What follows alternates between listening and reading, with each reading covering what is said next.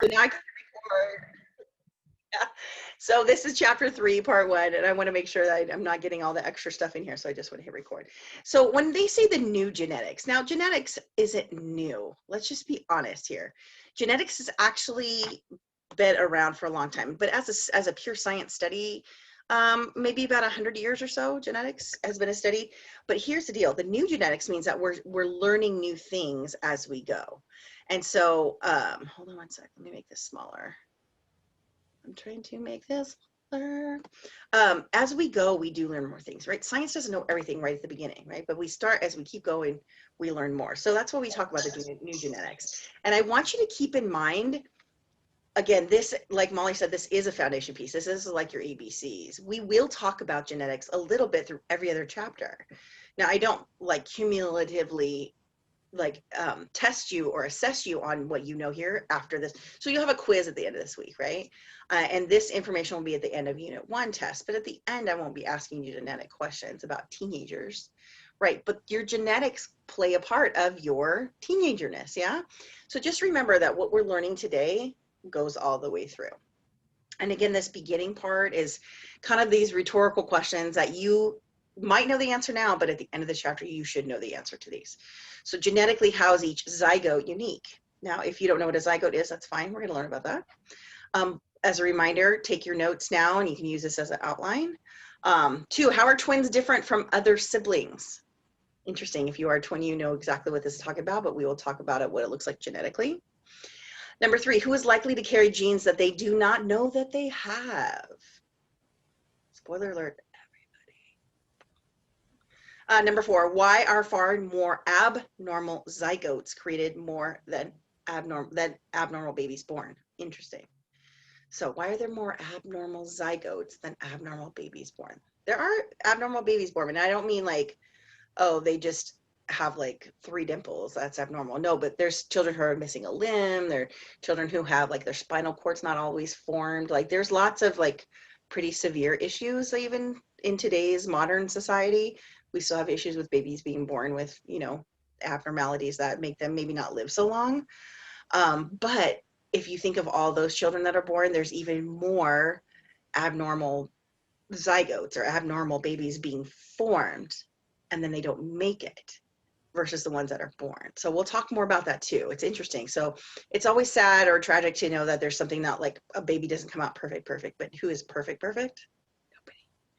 Nobody. But when there's an issue with a child, there's so many other pregnancies that didn't go all the way through, right? Our body has this really interesting wisdom on how to protect the baby or protect the mother from not having a progressed pregnancy that doesn't go well. And we'll talk more about this. And so just as a side note, just want to share with you guys that I went through a lot of like genetic stuff to try to become a mother. So I will share with you a few things here. I'm pretty open. So when people have questions about the stuff that I share, I'm really open about that, because I didn't know a lot of these things until I actually went through a lot of these things, and getting my own genetic map has been very helpful too. And so there's a lot of interesting things that you don't know. I remember like when I was your age, you know, I didn't know a lot of different things about genetics. And then as you go and you find out maybe your genetics aren't helping you make babies, like you get to figure out all this other stuff. So again, I will share with you when I feel comfortable about anything that I've gone through, because I want you guys to know this stuff. If I knew this stuff at 20, that would have changed a lot of decisions in my life. So I want to make sure that you guys can at least get some of my wisdom here. So again, genetics, like we're looking at these 3 kids here in the picture. We can assume that they're siblings. Why? We can make an assumption. They could be cousins, but how do we know that they are related in some way?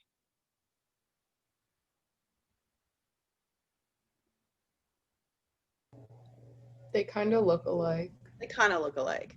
Now, that's not to say that every person who looks alike is related, okay? But there's also people, you may have grown up in a family like this. I did. I grew up in a family where 2 of us look similar and the other 2 look different, right? So I've had people ask me, like, how do you know that person right there? I'm like, that's my sister. No, it's not. Show me a driver's license. I was like, yeah, we all went to high school together. No, we didn't. I was like, yeah, we did. That's my sister. No, you guys look totally different. I was like, So genetically, we can have a little bit of a mix-up, but just remember that genetic genes are kind of really the blueprint of you, right? And you are totally different than somebody else. Now, even if you're a twin and you have the exact same genes, the exact same blueprint, it expresses a little bit differently. It shows up a little bit differently, right? So it's almost like a recipe, right? So let's say you had your grandmother's recipe for chocolate chip cookies and you made them, and then like a month later you made them and they turned out a little bit differently. Now there's little tweaks here and there that could have changed. The recipe is exactly the same, but little tweaks here and there will show the expression to be a little bit different, right?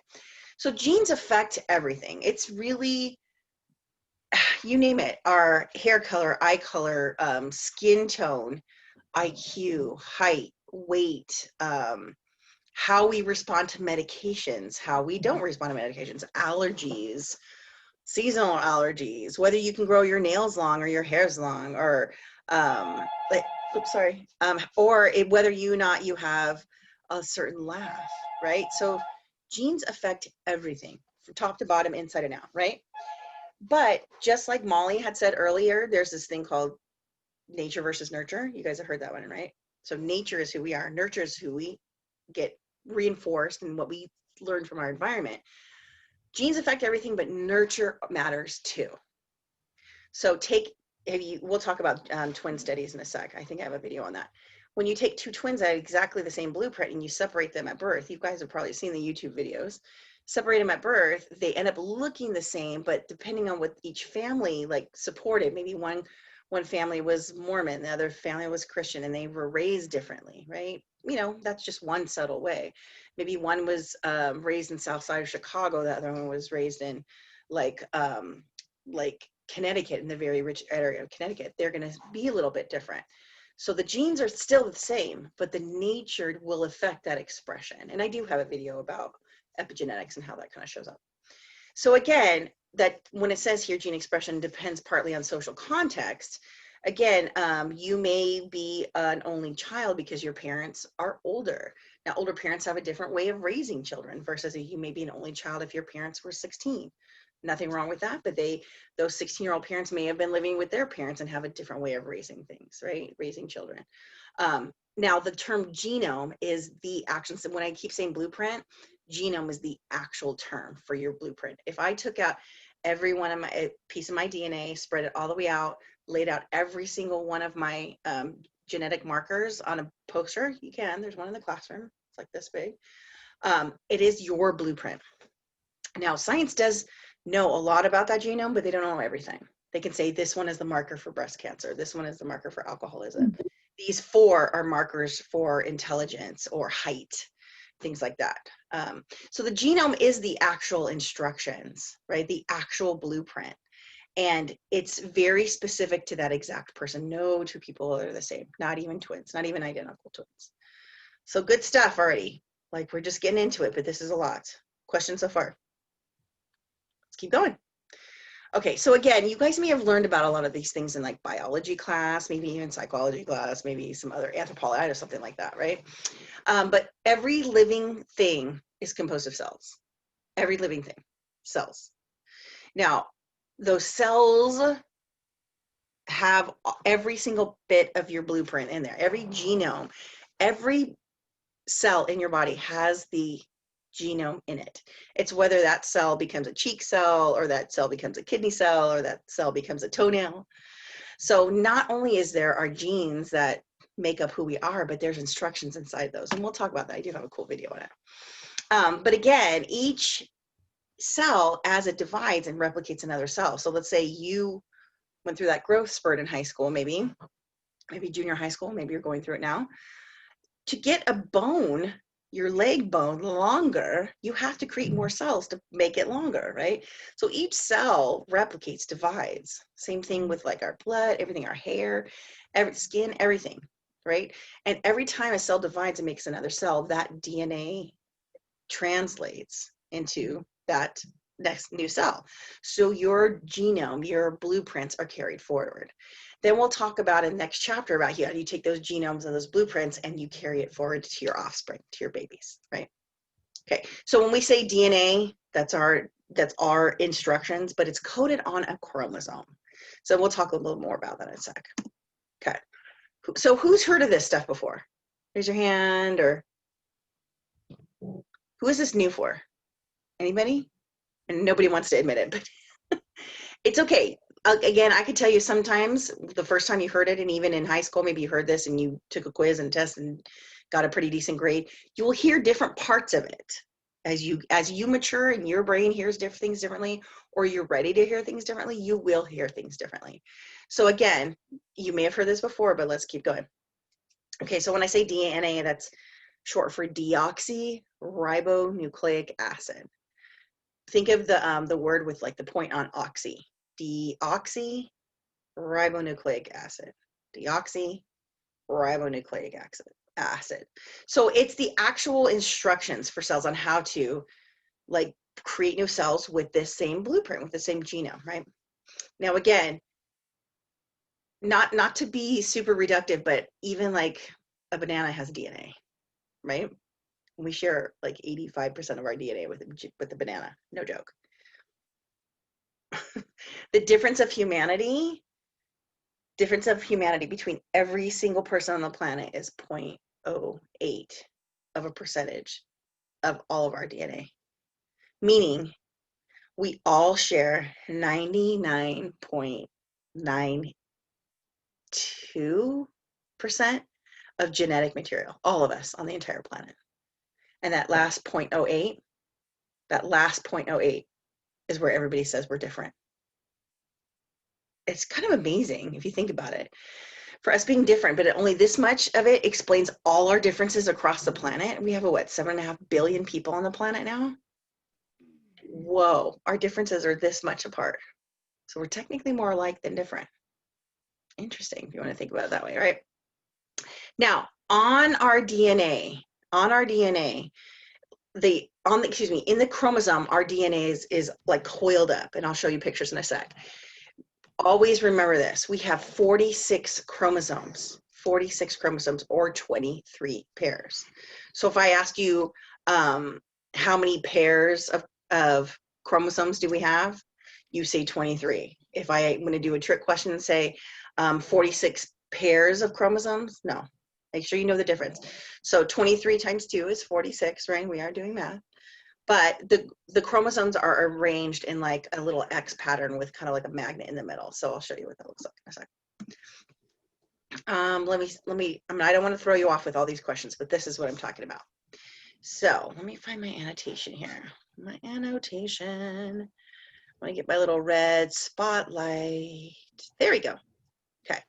So inside of every cell is a nucleus. You guys may have learned this in biology class, like 10th biology class. Inside that nucleus is the blueprint. And you see all these little X's? Teeny tiny X's, these are called chromosomes, right?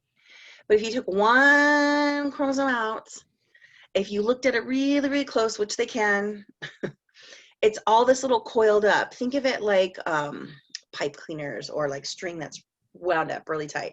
And it falls into this little pattern.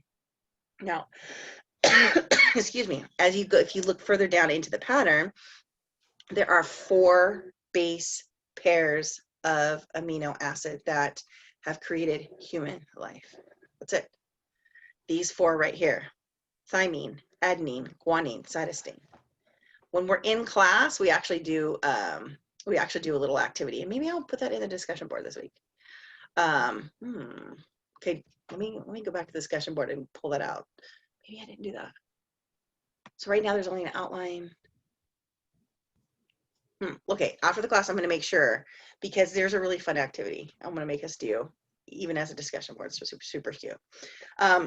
Excuse me. And so you may, if you're a sci-fi nerd and they'll say something like, oh, this alien DNA, it has 10 base pairs. Nothing exists like that on the planet because we only have 4 base pairs. That's it. Every combination of you and me are explained with 4 amino acid proteins. That's it. That's it. Whether you, like, maybe you have the same hair as me, but you have 2 dimples and I have 1, or I have 17, I don't know. The fact that I have like wrinkles right here, right? Or my eyes are like bluish green, right? It's all a different combination of this. But I want to bring you to your attention. The C can only touch the G. The cytosine can only touch the guanine. They're like magnets. Boom, they stick together, right? the thymine and the adenine stick together. So if you look in here, the A and the T are together. Even they're in a different order, but they're together. You don't have an A and a C or an A and a G. Now, if that were to occur, it's called a mutation. It's not the end of the world. Every single one of us has mutations inside our body that we don't even know. Okay. And then sometimes those mutations get passed on to the next generation. Sometimes they don't. It's just like not a big deal. It's kind of like computer code, that some of it can be wrong and you could see it, what it looks like wrong, or you could never see what it looks like wrong. It's just like so far back there. So for us, you may, again, there may be genetic like abnormalities, like, again, we call them mutations. Some of them are fatal and some of them are not. Some of them just hang out in the background. It's almost like having, here's another analogy, like having toys in your closet, and some of them are broken, but they're like in the back of the closet, so who cares? So sometimes you'll see like something that's important, it'll show up, maybe like when you have people who have two different color eyes, right? Two different color eyes. That is a genetic mutation, right? I have hyperchromium and right in the middle, like centrified hyperchromium right in the middle, like in two different colors, an eye, but then I have like a circle around it. Big deal, right?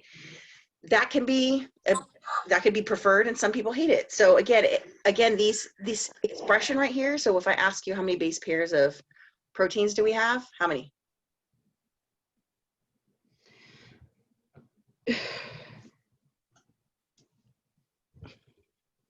How many? You could say it. You could type it. 4. There you go. Tina's like, Jesus, lady. Yeah, I'll wait. Thank you. So again, you guys see how it kind of like, you have the nucleus and the chromosomes, they all get passed on. And then next week, when we talk about, you know, making the babies and the sperm and the egg go together, we'll show you how this exactly separates and reconnects into another human. Mind blowing. Really, really cool. Cool stuff. And again, differences begin with our genes, right? Again, you can have, you know, like I said, in my family, there's 4 of us. We have the same parents, right? But we all have the same genetics, right? The same contributors, but they express a little bit different, right? And again, this is this one about inconsequential or destructive. This is what I meant here. You may have an issue with a genetic code that's terrible and it may be destructive, meaning the baby doesn't get born, or inconsequential, meaning you'll never ever know. So again, keep going down. So how we express this one is called allele. Now, every gene is either like a dimmer switch or an on-off switch. And I'm not going to explain that too far because I do have videos that explain it. But the allele is the expression of a dominant gene or a non-dominant gene. Okay. So basically, like I said, I have a sister and brother who have olive skin, brown hair, brown eyes.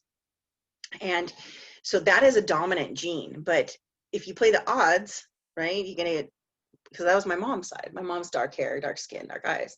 My dad's side, blonde hair, you know, blue eyes, like lighter skin, the whole thing. So when you play the odds, you're going to have half and half. So kind of play that. But you could have all your kids turn out one variation or the other variation. You may be that one person that you grew up in a family where all of your siblings look exactly the same, or none of your siblings look exactly the same, or everybody looks like your dad, or everybody looks like your mom. And that happens too, right? So variations are present, but that doesn't mean that it's going to be exactly equal. So we'll talk about what alleles look like in this video. And then the genome, again, we talked about as a full set of instructions. So let me see if I can get in the module. I have a video. So let's stop sharing this guy.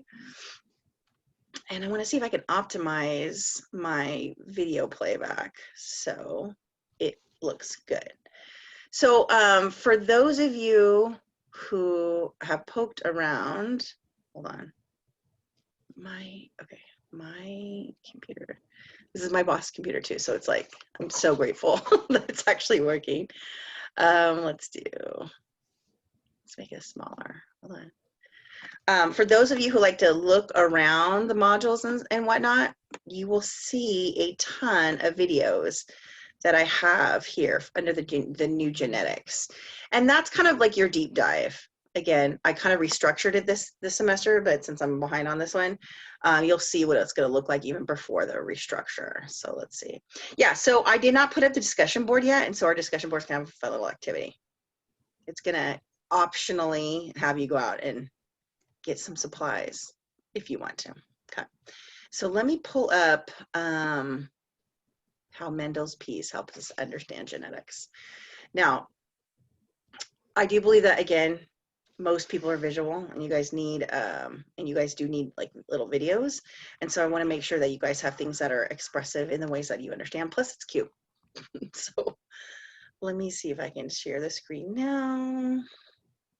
Where's my screen share? There we go. Let's get this one, and let's do the whole screen. Nice. I'm gonna do this, and then I'm gonna optimize and share computer sound. Good. Let's try that. So this kind of gives us an expression and an explanation of how genetics are expressed, even when you don't look a certain way, and then you have a baby that looks different than you, how that's totally normal, right? There might be somebody in your family who kind of jokes around about, it doesn't look like me. It was the milkman, it was the Amazon driver. Grammarly does more than catch errors. Now, I'm not against Grammarly, but commercials, don't really have time for. So hold on, it's going slow. Yeah, please, honestly, like download Grammarly, put it into your browser. It goes into everywhere, even an application, even if you're complaining to Verizon or whatever, it's helpful. It's really helpful. So hold on. There we go. Or maybe not.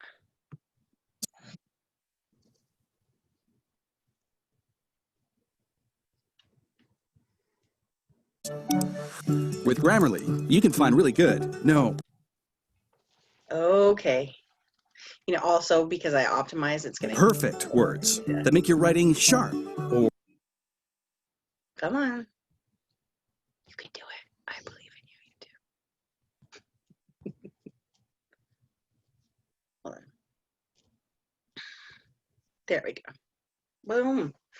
All right. So again, if you see on the side of YouTube, there's so much more information on this. So if I show you a video, you don't quite get it, keep going, right? This is college. Go find the information that you need. So again, you'll see here on the side, Mendelian genetics and Punnett squares, Mendelian genetics, same thing. I'm just giving you the TED Ed version.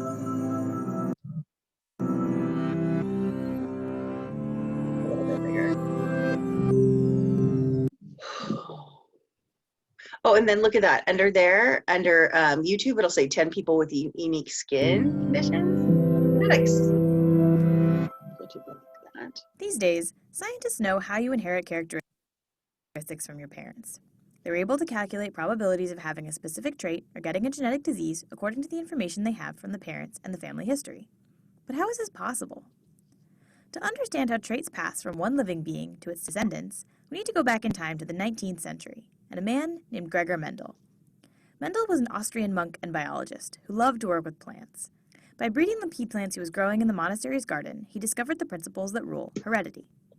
In one of the most classic examples, Mendel combined a purebred yellow-seeded plant with a purebred green-seeded plant, and he got only yellow seeds. He called the yellow color trait the dominant one, because it was expressed in all the new seeds. Then he let the new yellow-seeded hybrid plants self-fertilize, and in this second generation he got both yellow and green seeds, which meant that the green trait had been hidden by the dominant yellow. He called this hidden trait the recessive trait. From those results, Mendel inferred that each trait depends on a pair of factors, one of them coming from the mother and the other from the father. Now we know that these factors are called alleles and represent the different variations of a gene. Depending on which type of allele Mendel found in each seed, we can have what we call a homozygous pea, where both alleles are identical, and what we call a heterozygous pea, when the two alleles are different. This combination of alleles is known as genotype, and its result, being yellow or green, is called phenotype. To clearly visualize how alleles are distributed amongst descendants, we can use a diagram called the Punnett square. You just place the different alleles on both axes, and then you figure out the possible combinations. Let's look at Mendel's peas, for example. Let's write the dominant yellow allele as an uppercase y, and the recessive green allele as a lowercase y. The uppercase y always overpowers its lowercase friend, so the only time you'd get green babies is if you have two lowercase y's. In Mendel's first generation, the yellow homozygous pea mom will give each pea kid a yellow dominant allele, and the green homozygous pea dad will give a green recessive allele, so all the pea kids will be yellow heterozygous. Then, in the second generation, where the two heterozygous kids marry, Their babies could have any of the 3 possible genotypes, showing the 2 possible phenotypes in a 3-to-1 proportion. But even peas have a lot of characteristics. For example, besides being yellow or green, peas may be round or wrinkled. So we could have all these possible combinations: round yellow peas, round green peas, wrinkled yellow peas, and wrinkled green peas. To calculate the proportions for each genotype and phenotype, we can use a Punnett square too. Of course, this will make it a little more complex. And lots of things are more complicated than peas, like, say, people. These days, scientists know a lot more about genetics and heredity, and there are many other ways in which some characteristics are inherited. But it all started with Mendel and his peas. Very cool. Very cool. So again, some of the words that just to clarify some of the words on there, homozygous and heterozygous, that might be new for you. Homo just means same, like homosexual, and hetero means different, just like heterosexual. So it's a nice way to remember that. So homozygous means that you would have 2 of the same dominant or 2 of the same recessive, so they'd be the same, right? Or heterozygous would be a dominant and a recessive. But even in the heterozygous one, you would have, if there's a dominant, let's say there's an R, capital R and a small r, the big R. If it's 2 separate ones, the dominant one will show up. So again, like in my 2 siblings, they had the dominant gene just showed up. For me, I carry those dominant genes because the recessive ones showed up for me, right? So chances are my children would look like my siblings. Interesting. But I would also have my husband's connection to that, but he's different. He's like a redhead, blue eye. His sister's redhead, blue eye. So it's interesting to see how that would have showed up, right? So we just ended up adopting. So we just threw out all genetics and just got a new one. So I tell people, like, yeah, you don't have to worry about genetics if you just go ahead and adopt one. But the greatest part about adopting is now you can see that nature versus nurture piece. You can see, okay, well, this child is genetically not my offspring, but I'm raising him a certain way, right? So yesterday when he didn't have access to a computer or Wi-Fi or any sort of electronic anything, the 1 hour of drama that came with that was magnificent. And I thought, oh my God, I'm raising this child wrong. Like, oh my God, this is so hard. There's no tablet, there's no computer, there's no TV, there's no nothing. I was like, you got books, you got Legos, you got a bike, beat it, right? So it's one of these things, is like, now I have to look at it. That's not his genetics, right? That's his environment. That's how I'm raising him. And so I'm like, we need to toughen you up, Snowflake. What's up? After 30 days, I could not believe my before and after picture. I literally... Yay. Let me I just can't do the pause of this, like the mute of the sound on that. So again, really looking at genetics versus your environment is fascinating to me. And think about it. Now that you know what genetics are and maybe what your parents' genetics were, and maybe some of you look just like your parent, maybe you look like your grandparent. I look like my grandmother. I look like my dad's mom. We're just like uncanny. Like, have you ever done that? Like, look through old photos. Rolled back the hands of time, 10 years. When I first saw this product, I thought it looked kind of crazy. Your grandmother. Didn't really understand what the benefits would be, but... Skip. Okay, good. So this next one is going to talk a little bit more about genetics, but specifically about genotype versus phenotype. Now, this is how we talk about what's inside your genes versus what's expressed. Genotype is the type of your genes. Let's say you went to Old Navy and you bought a type of jeans, right? It's your genotype, your genes. But phenotype, see how it's a pH? Thanks for stopping by. Today we're going to talk about phenotype with a pH. It's like a photograph, right? So my genetics are one thing, but my photograph, how my genetics are expressed, are different, right? So again, I have the same genetic contributions from my mom and dad as my sister does, even though we look different. But mine expresses this way and hers expressed this way. So again, what does your photograph look like versus your genes inside versus your gene expression? I want you guys we're going to keep learning a little bit more about genotypes versus phenotypes. So when you have a trait that is a pair of alleles, such as big B, little b, or little b, we can refer to them in 2 different ways. The first is the genotype, which refers to the exact pairing of the alleles. For example, if we're dealing with eye color and there are 2 alleles, a big B for blue eyes and a little b for green eyes, then there are 3 possible genotypes: big B, big B, little b, or little b, right? So these are the genotypes. These are the possible pairing of the alleles. The genotype isn't concerned with the expression of the trait, only the pairing of the alleles. Okay. The other way to refer to a trait is by the phenotype, which is its expression. So using our previous example of eye color, there are only two phenotypes, blue eyes or green eyes. Right? The phenotype isn't concerned with the pairing of the alleles. Right? The genotypes big B, and big B, little b both give the same phenotype, blue eyes. Okay, so the phenotype is just the expression. All right, so to recap, the genotype refers to the pair of alleles for a trait, in this case, the specific letters, and the phenotype refers to the expression of that trait, right? How it looks or how it functions, the expression, okay? And that's it. So I know this can be a confusing concept, so hopefully that helps. And if you have any additional questions. So again, you will have the same genetic materials as your siblings, but it expresses different. Yeah. And even twins who have the same parents, they could be identical twins, but the genes express two different ways. Again, if you don't believe me, look on YouTube. There are twins that were born to like a mixed race parents. I think like, I'm gonna say like, I can't tell. I don't remember who was like black and who was white, but like the girls are mixed, but one is like a redhead, really white skin. The other one's like dark hair, dark skin, and they're identical twins. It's just their phenotype looks different, but their genotype is exactly the same. Boom. Got it. And then there was actually a family, I think like in Europe, like in Britain or something like that, who had a set of twins like that. That one was like really light, one was really dark. And then like 6 years later had another set exactly the same. One really light, one really dark. It's totally crazy. We'll talk more about that in chapter 4. So it's super fun. So you guys getting the genetic piece? Okay. Where I want to go now is that we're technically on page 69, right? And so we've talked about the alleles, but I want you to take a step back for a second. And this next part of the book talks about beyond genes. Now, what's beyond genes?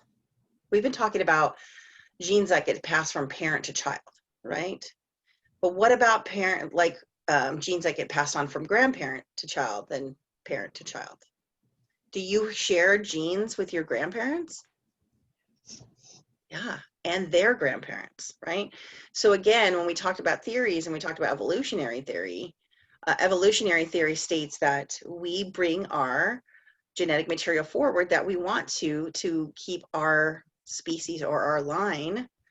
We used to call it bloodline or, family name or whatever. We keep that going through procreation. Right? So again, there's this next piece that has to do with looking at genetics in a long-term succession of passing things down. So this one is a little bit more, let me go back to the list of videos. Epigenetics is the study of genetics over a longer period of time. So epigenetics means above genetics. And it's kind of like a few years ago, the term meta was everywhere. It was like meta this and meta that. Yeah, epigenetics is like a meta study of genetics, right? We're taking a bigger picture. We're taking a step back and saying, like, what's the genetics of the planet? What's the genetics of the planet over the last 1,000 years, 2,000 years, 10,000 years, right? But let's talk about it specifically in your family. And guess what? Not only are we all, going through this COVID big question mark, the stress that we have affects our genes. There's something called toxic stress. Our book doesn't even talk about toxic stress. Will actually create mutations in your genetic code. So even though you're replicating new cells, there's new, let's say, think of it like dust in your room. Now, I don't like to dust, but I know there's dust everywhere, right? And dust piles up, right? And it just makes everything dirty and kind of slows things down. And even your vacuum cleaner will get sluggish down, right? Epigenetics and this toxic stress will just kind of bog down your genetics. And as you are creating new cells, they're created with more mutations, they're created with more dirt and dust in there. They're slower, they're not as efficient. It's really kind of interesting. Let's talk about epigenetics. So epigenetics, this is a great video and a great site. I think it's Sci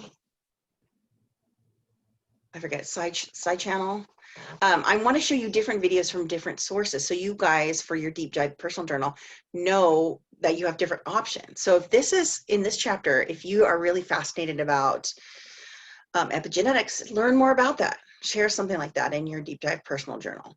If you are more interested in about twins marrying twins and having twins. After 30 days, I could not believe my before and after picture. I literally rolled back the hands of time 10 years. When I first saw this product, I thought it looked kind of Exactly the same to me. Okay.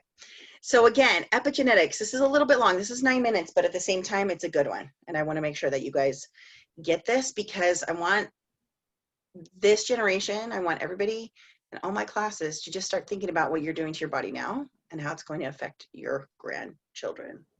Now, some of you are going to be like, I don't want kids. I never wanted kids. I'm not like, you never know. You never know, right? And even if you don't even have biological offspring, you do affect through nurture, right? Through everybody's like environment, you do affect people's outcome by who you are, how you act. Maybe you're going to be a great uncle or great aunt forever and ever. That's awesome, right? You know, and maybe just a sibling forever and ever. But who you are is expressed behaviors, right? And that's the nurture part. SciShow, that's right, SciShow. Yeah, so again, my suggestion for this was for all these resources is to make a playlist in YouTube. Sign in, make a playlist in YouTube, save these videos, keep them for you, just so you know. So when you get older or somebody asks you, look it over here. This TED Talk, Epigenetics, Our Body's Way to Change Destiny, written in our code. Look at that, another one, Epigenetics and the Influence of Our Genes. You think epigenetics is interesting? Look, there's TED Talks on it. Epigenetic transformation, you are what your grandparents ate. Wow, right? You gotta think about that. So this is taking a minute, but so yeah, I really like the genetic piece that we learn about, but thinking about the bigger picture as how, again, a theory that we learned in chapter 2 can help guide our understanding of the human experience. Really kind of interesting. There we go. Sort of. Okay. Any questions so far? I will pause this if anybody has a question. Genetics, epigenetics. You guys are doing your notes, right? Doing your pre-outline or outline.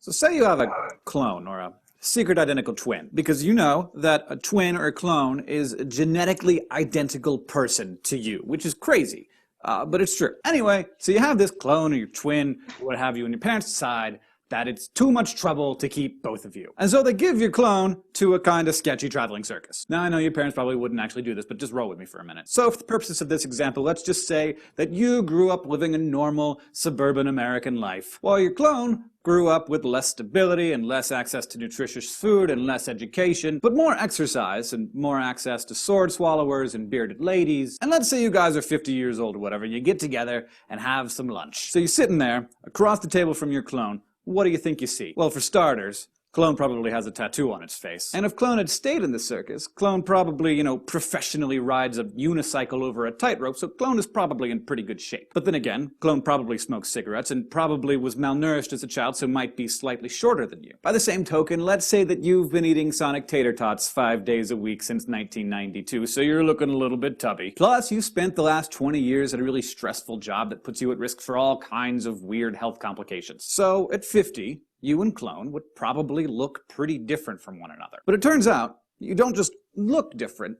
you actually have become different. Now, if some scientists looked at your genetic code, they would say that your DNA was still exactly the same as that other person. That is to say, if your genome is a paragraph, all of the letters would be in the exact same order. But on another level, there would be a huge difference, and if we extend this metaphor, we can say that the letters are in the same order, but the spaces and the punctuation are all in different places. Of course, completely, potentially changing the message of that paragraph. The study of this genetic punctuation that I'm talking about is called epigenetics, which literally means above genetics. The epigenome doesn't change your DNA, but but it decides how much or whether some genes are expressed in different cells in your body. Epigenetics looks at what happens to your genes over the course of your life and whether those changes could be passed down to your children or even your grandchildren. So here's the way epigenetics works. You have billions of cells in your body, and they each contain your DNA, the same exact blueprint of your genetic code. But just because they have the DNA doesn't mean that they know what to do with it. They need outside instruction from these little carbon and hydrogen compounds called methyl groups. The way these methyl groups control the genome is by binding to a gene and saying,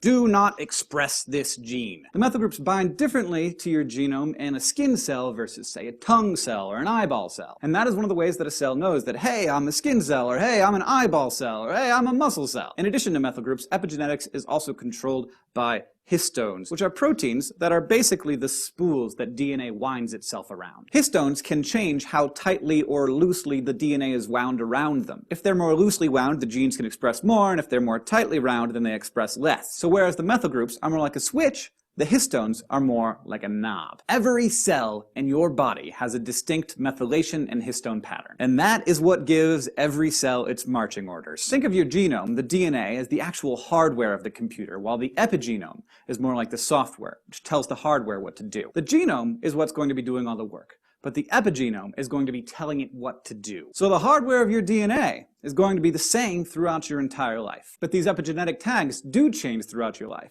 and they decide what genes get expressed or not. Now, epigenetic information in a cell isn't permanent. It can change throughout your life, and it can be hereditary. And it can change over time, especially when your body is going through a lot of changes, like, say, during puberty. A bunch of methyl groups kick in and they're like, okay, so you guys over here, you're gonna have to start growing hair, and you guys over here, I really need you guys to get behind giving this guy some really horrible acne. Or like when you get pregnant, which hopefully I won't, but when you do, your epigenome has to be like, all right, guys, everything's about to get a whole lot bigger in here, and we're gonna have to pass something the size of like a Merriam-Webster's dictionary through that little pipe over there, so let's get this thing done. But it's not just these dramatic times when the epigenome is changing. It changes subtly throughout our entire lives. And it changes based on a lot of environmental factors, like what we do, what we eat, what we smoke, and how stressed out we are on a daily basis. Scientists have found that things like a bad diet can actually lead to methyl groups binding to the wrong place and making mistakes. And with those bad instructions, cells become abnormal and become a disease. And then basically all hell breaks loose and you get cancer or something. Epigenetics is a very young science, though we've known about the epigenome since the 1970s. It's only in the last 20 years that we've even known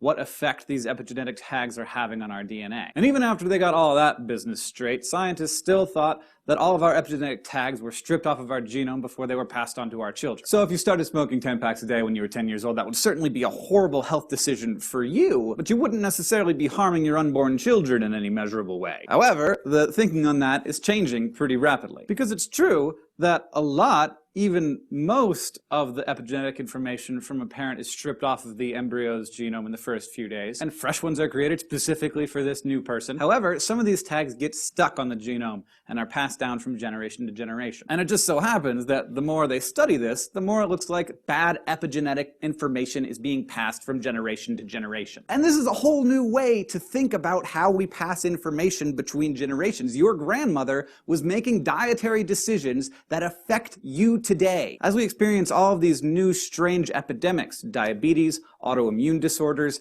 cancers, that weren't appearing in previous generations, it's starting to look like these may be caused by epigenetic information passed down from our parents. I know, it's such an unbelievable buzzkill. There is no point in our lives when we can do anything without guilt anymore. The discovery that the environmental factors a parent experiences can be passed down from generation to generation was sparked in the 1980s. And this happened when some scientists were looking at the birth and death records of some people who lived in 19th century Sweden. This is a weird place to find a genetic revolution, but there it is. It wasn't just any place in Sweden. It was in Norrbotten, which is the northernmost county in Sweden, which is literally in the Arctic Circle. And despite the fact that Norrbotten was literally the worst place you could possibly choose to live in Sweden, there were some people living there in the 1800s. And they were completely cut off from the rest of the world. Let me clarify. These people were isolated. Like, if they didn't have a good crop year, people died. No, it wasn't ideal, but, you know, they didn't ask me my opinion, so I'm not giving it. So anyway, these people subsisted entirely on what they grew and the animals that they raised. And like I said, sometimes they starved. But sometimes they had huge, bountiful years of plenty. And when that happened, people totally went ape crackers. I mean, of course they did, because they were so freaking hungry, and then all of a sudden there was all this damn food everywhere. Anyway, There was a public health specialist who was looking at the effects of the people who grew up in the really bad starving periods of time versus the people who grew up in the eat all you can at the smorgasbord years. And you might already be guessing what they found out. People who went from relatively slim pickings to feed your face until you have to barf and then do it all over again in a single season, those people died an average of 6 years sooner than their starved out counterparts. And you know what sucks? So do their kids. And so do their kids' kids. Boo epigenetics. So, of course, now we all know, and we're all going to stop doing unhealthy things starting today.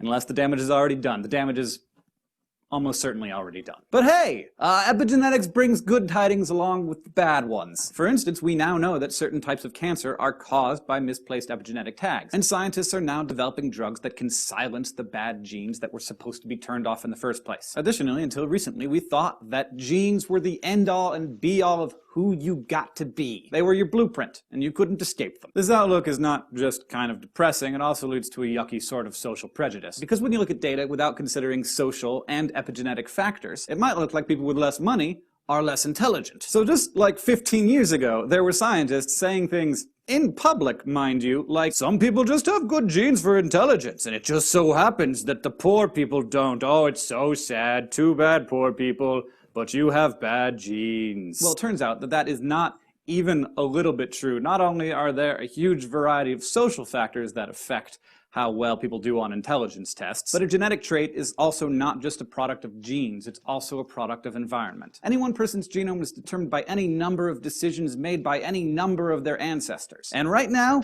you are making decisions that are going to affect people who are alive long after you are dead. No pressure or anything. And so I'm glad you've watched this, because when you and your clone are in your 60s and you sit down, have lunch, and he brings his son and his son has a tattoo on his face, he did not inherit that from you. This is Hank Green for The SciShow. We hope you learned something. Wow, a lot of information there, you guys. So again, like, bookmark the channel, bookmark the video, like, subscribe, do whatever you need to do, because that's a good one. And then SciShow has a bunch of different things for, even for, like, if you're taking a like biology or chem class or whatever, even earth science, geology, they have a bunch of different stuff in there too. So wow, let's unpack that for a minute. Holy cow. Whew. Epigenetics, who knew? Huh, let's talk. I mean, definitely 3 questions or 3 comments from you guys.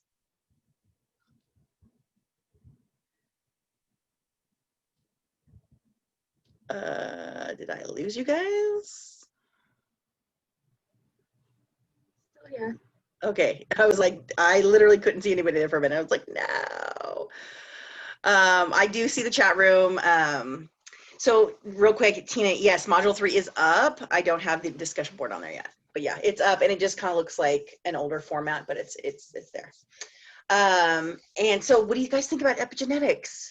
It's kind of, like I said, a newer science. You know, it's been around for like maybe 40 years or whatnot, but it's really looking at and has now scientific proof, not just like, you know, somebody's opinion, that this is a big deal. What do you guys think about that?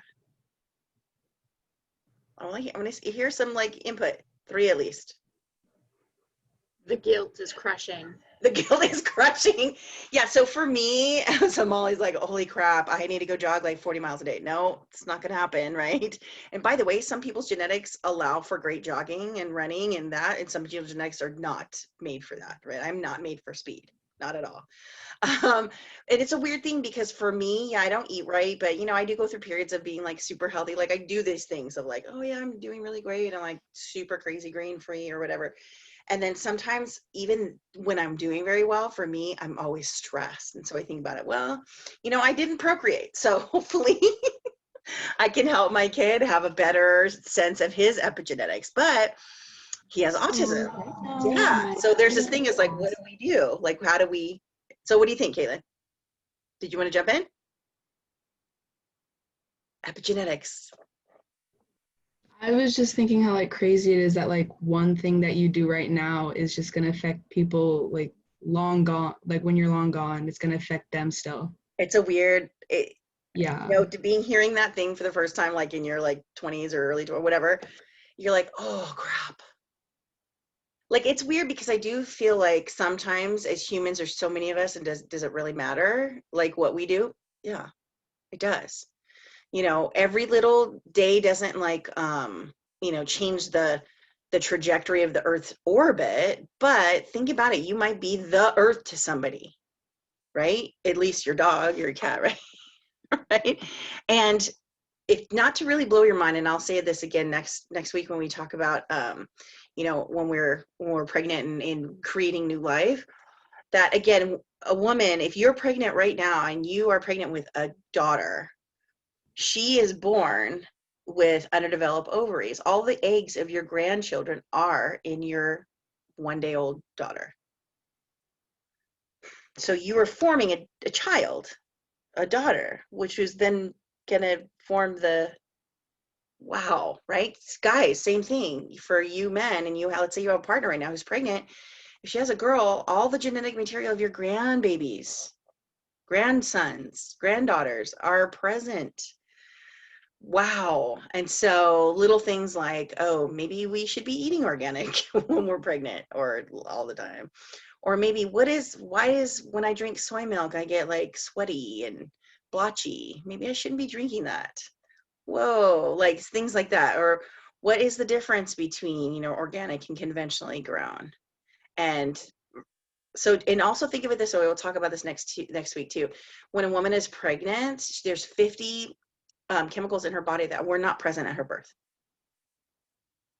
By the time a woman is 20, there's newer things in their body, whether it's a pesticide, herbicide, environmental toxin, a factor like that. So how is that then contributing to the gestation of the next generation? Boom. Yeah, so yeah, good one, Caitlin, Molly, that's a good one. It's weird. The guilt is crushing.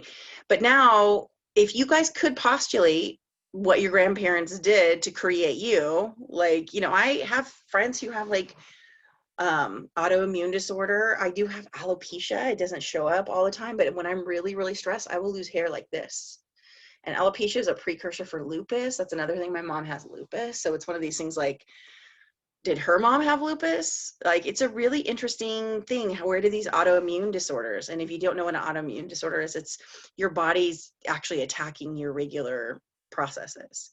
So for like fibromyalgia, it's the body sort of attacks the fibers in the muscles and like puts knots in the muscles. Pretty interesting. It's very, very painful. ALS, like Lou Gehrig's disease, is an attack of the neurological system. MS, multiple sclerosis, same thing. That's an attack of the connective tissue and the information that comes from the brain all the way down. So there's a bunch of these new autoimmune disorders that I'm not saying my mom gave me, but wow, how did she get it? Well, let's just guess. I mean, how do your parents got what they have, right?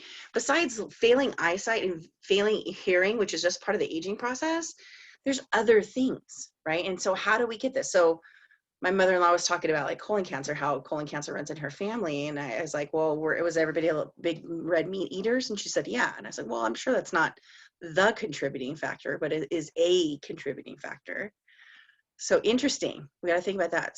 When you guys were watching the video on epigenetics, what crossed your mind? What came up? Besides crushing guilt and what do you mean my life right now affects my grandchildren? I just think it's crazy that like scientists have been able to like through technology been able to find this out. Like how they've come so far from like us just thinking, oh, maybe you just got it from you drink too much soda or you do this or something. But now it's like they've got it down to like the molecule of what the issue is. It's crazy, right? So this chapter kind of solidifies what we learned in theories, right? Theory said like, oh, so a scientist had an idea. Like, I wonder if colon cancer is connected to, right? Or esophageal cancer is connected to soda, or you know, like panic attacks are associated with stress. And there's a bunch of different ways we can test this. We can do surveys, we can do double-blind trial studies, we can do all kinds of different stuff, right? And it's really interesting that each scientist kind of steps on the shoulders of the next scientist to get these really clear answers. Now, here's a funky thing. You did excellent, Karen, by noting that, because it was just a thought. It was just a hypothesis, right? And somebody had to test it. Now that we know what's going on, now what's the next part? Remember, it's how do we replicate that? And then who needs to know this stuff? Who do you think would benefit from knowing this stuff about epigenetics?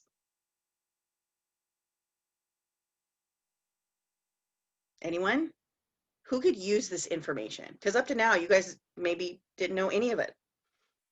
And now you're like, oh, but who do you think would benefit from this information?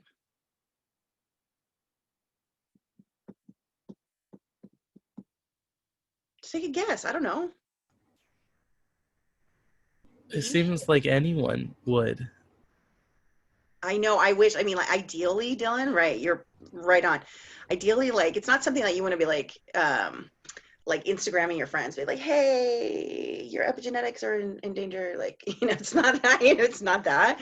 But like, it's interesting. If we share this information, if this was like a bus stop poster, you know how there's always posters on the side of a bus stop, and most people ignore them. But even if there was like a public service announcement on the epigenetics, who would that help? I feel like it'd be closer towards like your family or like your parents and your kids. Yeah.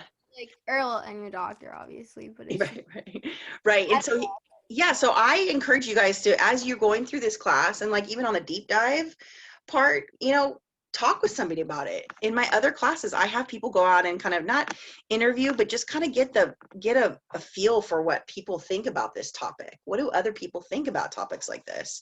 And so for this particular discussion board, I'm gonna have to do something kind of fun, but epigenetics, and we'll talk a little bit more about it in the next chapter and some other subsequent chapters, but it's kind of like when that first thing about like lactose intolerance came out, or the first thing about like food allergies or gluten allergies, like when you first learn about it and you're like, oh, maybe a lot of people could use this information, but nobody gets it right away. It takes like, I guarantee you 15 years from now, or maybe 10, it'll be a little bit more of a common word, epigenetics. It'll be more like people will know more of it. It's not as widespread right now. But think about it. This is what college is for, to learn stuff you'd never heard about and how to maybe change the trajectory of your life. Again, there was 3 TED Talks just sitting right there on epigenetics. Mind-blowing, right? And so I even think about it, all 4 of my grandparents came to this country in like around 1915, 1920. And what was going on in our country at that time? Like a massive recession, like right now. What about people trying to emigrate to our country right now? What about the stress of this situation? Once every 100 years, we have something like this. And this one's like way worse than it was 100 years ago because our society is more advanced. So we really kind of took a big step back. I think we had to take a bigger step back. What is the stress doing right now? Because there are plenty of people who are pregnant right now. What is the stress doing right now to the next level of kids that are going to be born and within the year, before December of 2021? We only have like 4 months left of this year, so thank God. Let's just erase it from the calendar and start over. So wow, think about this. And I'm not telling you guys that you guys are doing everything wrong, but let me just plant one seed. Where does vaping land in all of this? And I'm not totally against vaping. I was a smoker for 11 years. It's pretty gnarly, right? And they're also linking like lung cancer to people who never smoked. So there's this thing where it's like, oh, our choices, and how does this, and maybe it's good that I didn't have my own genetic offspring. Maybe that child would have been abnormal in a lot of ways, right? So I just, borrowed somebody else's kid.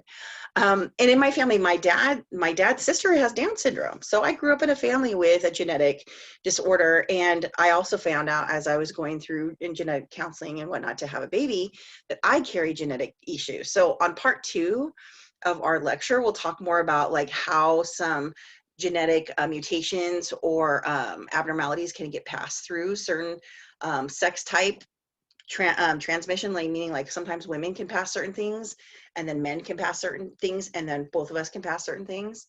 And so we'll talk about that in part 2, but yeah, I learned that I carry cystic fibrosis, which if it's normally it shows up very predominantly in the white community. Some certain things follow ethnic markers too.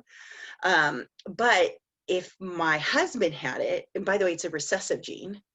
So one of my parents has it, one of my parents doesn't have it, and they passed me a heterozygous gene, a dominant and non-dominant cystic fibrosis that connects to the female's genetic material. So if I have it, which I do, the recessive gene, and my husband had the recessive gene, that would give us like 2 lowercase letters, then we would have had a 25% chance of having a child with cystic fibrosis. Which, if you don't know what cystic fibrosis is, it's a slowly, like your lungs, it's like asthma, like extra, right? It's, you basically don't live past 30 because your lungs stop working. Yikes. Right. So, I have some upsides for not carrying my genetic line forward, right? And not even talking about like all the other things that are coming there, but yeah, there's some really cool stuff. I'm looking at that chat room and stuff. Yeah, it's a really interesting thing that all of the things that make us who we are genetically are only as good as what the environment supports or doesn't. So I think about it, if I had the same genetics like 200 years ago and I was living in Germany, I would have had 12 kids, right? I would have been making my own beer and cheese and had goats and, working on a farm and the whole 9 yards, right? And so it's an interesting thing to think that your genetics are only a part of your story, right? And COVID is a part of your story. It's whether or not, and the fact that you guys are here and pushing through is huge, because there are people who are still scared and home alone and freaked out, and that's their journey, that's their process. But you guys are pushing through, which is really, really awesome. Because again, in life, there's 2 ways of handling things. There's just like curling up and dying, or just saying, let's just go for it. It might turn out good, it might not, but let's just go for it. The fact that you guys are here means you're going for it. So that is changing part of your destiny, right? So just make sure that there's self-care in there. So that's a big thing that comes up, and I really want you guys to be aware of self-care. And I'm glad that we had a vacation day yesterday, although it was like, could have skipped that because that was crazy. Still kind of going. Now I own a generator, which is, I didn't know I was prepping for the zombie apocalypse. Fine, cool. So as I'm seeing, as you guys go forward, the self-care is going to help mitigate the stress. So I went and saw my chiropractor on Friday, and she was like, the knots in your back are crazy. They're like crazy. And I was like, yeah, I normally get like massage once a month. She's like, once a month, you need it like once a week. Because I'm sitting and I'm like, doing all kinds of different stuff. She goes, but also you're not breathing right. You're not eating right. You're not hydrating enough. So she's like, how exactly can you erase stress out of your body when you're really just piling it up? I was like, oh, snap. Just call me out. Right. So it's one of those things, is like, I do self-care, but I don't do it enough. Right. So as much stress as you have, as much self-care you need to do. It needs to be a little bit more. Right. So I want to bring your guys' attention before I cut out for the day, because it's almost 11:40, in the supportive module. So it's like, there was a getting started module, right? Then there's a supportive module. In there, I put some self-care tips in there. And again, self-care looks like it's different for everybody, right?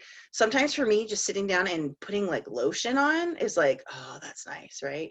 Last night, it was sitting in the backyard, because again, we had no power, whatever. In the backyard, it was nice. It was like 72. Sitting in the backyard, like having a drink and like a little ice cream bar, I was like, this is heaven, right? Little things like that. Doing anything that you can, breathing, yoga. I actually put in the module my yoga group. It is free. It is Wednesday nights. My yogi is a body conscious, like big, beautiful woman. And she was in Shape magazine last month, because she's like, everybody is awesome and everybody can do yoga. So it's one of these meetings too, where you don't have to put your video on. You can just put your face on, and I don't put my video on. I do like whatever, when you guys normally see me recorded in my office, I'm doing yoga there on the floor. You don't have to wear fancy clothes. You're home alone, right?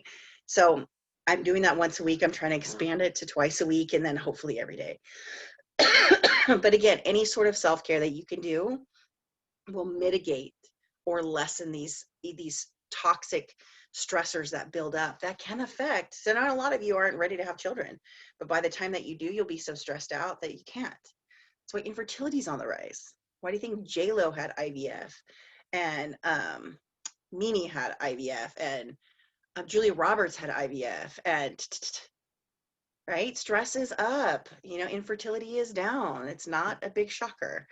So again, make sure that even if you're not making plans for the future, that you aren't blowing up your future in the meantime. So again, vaping, if you actually look at the CDC, the Center for Disease Control, it says the number one pandemic is obviously COVID, the number two, vaping. Still to this day. Yeah, so I don't know, and I'm not judging, but I'm just saying we do not know the long-term effects. We don't. So again, maybe there's a thing. And again, science has also proven after the huge cocaine boom in the 1980s, they were studying infertility in men and cocaine usage. And they found that one study found that even a 15-year hiatus in using cocaine, the male gamete, the sperm, is still mutated with some cocaine like after effects 15 years later, even if they stop using it for 15 years. Wow.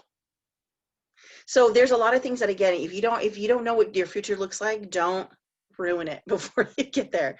And again, just make better choices. Every day is another day, right? Good. So I will take 3 questions before we go. It's 11:41. I am respectful of your time. If you need to go now, you're welcome to do so. Hang out, ask questions. I'm here for you guys. Kaya's half asleep. Kaylee's folding laundry. It's all good. I'm kidding. What else? Questions? I have a question about the module. Yes. It's not showing up on mine. Okay, but well, let me go back and check because, again, I haven't had power for 2 days and I'm at my Okay. boss's house. So showing up on it's showing up on someone else's because I asked, but I don't know. It could okay, just so I'll go back and check. You guys got to give me a little bit of time. But if it's a weird Canvas thing that's like rolling out differently for different people, I don't know about that. So Okay. if it's I unloaded it, like I opened it up before class started, but I don't know if there's anything else there. But I'll go back and check. I have no Okay. problems checking about 1,000 times. We'll make it happen. Okay, okay, what are the due dates for the outline and stuff? Because the due dates are the same as the chapter 2 dates from last week. Oh yeah, I'll move that stuff around. You guys, please be patient with me. I'm in a power outage. I can't do anything unless I'm someone else's house on someone else's computer. So I had an entire day planned of working and didn't get any of it done. So please be patient. Probably by the end of the day, it should be set up. Okay, cool. I just put it in there. And just remember, even when there's a due date, you can put it in early, you can put it in late, but I'll move the due date so it's proper. Yeah, for sure. Oh, okay, I have 2 questions. Yeah. One was like related to what we were talking about. The other one is just so for submitting our what question or our theory. I tried to submit both, like a picture of my my diagram, but it won't show up on there. And like I submitted it together, but now every time like I keep trying to like resubmit it together, it shows up as late. Well, okay, so first of all, please don't freak out when it says late. Okay, it's like because my thing won't show up, and I don't want to like lose points because there's no diagram picture. Because like Then do it this way. If there's ever a weird little thing where it doesn't work out like that, and one part's up and the other part doesn't work, just email it to me. Put it in the Canvas inbox. Okay, cool. Yeah, if there's ever a question, it has to go in the grade sheet first. But if there's like one thing if there's something in the grade sheet, and then you put under submission comments, my picture wouldn't go through, so I just emailed it to you, then at least I know. Right? Oh. Right? So just what I'm saying is like don't email it to me first. Put it in the Canvas, like the grade sheet or the submission or submit or whatever. And if there's a little snafu or a little wrinkle, then email me. Yeah, just as a backup is cool. Okay. Yeah, that's a good one. Yeah, no problem. Nina. Good question. It was more like on what you were just talking about. So, like, say you had a closed adoption. Mm-hmm. How would a kid find out? Like, that's an interesting one. I actually do have. I was adopted, and mine was closed, and so like if I ever wanted to know, like it interests me.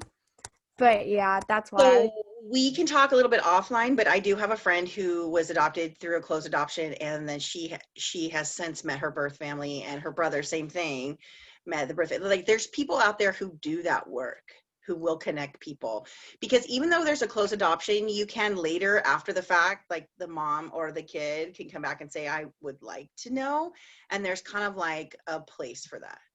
Okay, that's Yeah, cool. it's really cool. The others, yeah, but you know what? I have to tell you, with both of their stories, like each one of them. So my friend Pam and her brother Mark, not related but adopted, Yeah. closed adoption, and both of them went to find their birth families, and both of them had one parent who had already passed. Yeah. So I just want to tell you, there's good with the bad and bad with the good. But No, yeah. I leave it just, off to the side, and if you want, I can connect you to her. She does it for fun. okay, cool. Thank you so much. Whenever. Yeah, whenever. Yeah, of course, of course. I'll see you guys. If you guys are just clicking off, I'll see you guys on Thursday or tomorrow if you're welcome to come. Kaylee, question? Chandler, Cameron, Martha, Victor. Kaylee's just like chilling in class. It looks like I have all kinds of stuff coming out of my head right here. I love it. I love it. Victor, ¿qué pasó? Pregúntame. ¿No? Okay. Victor, ¿dónde está Victor? ¿Estás aquí? Are you here? Unmute yourself so I can hear you. Are you there? Okay, so again, policy states if you are still in the class when I'm ending the class, that means that you're probably not here. And I've recorded it, and so now there's the record right there. Okay. All right, I'm going to end the recording and stop the class.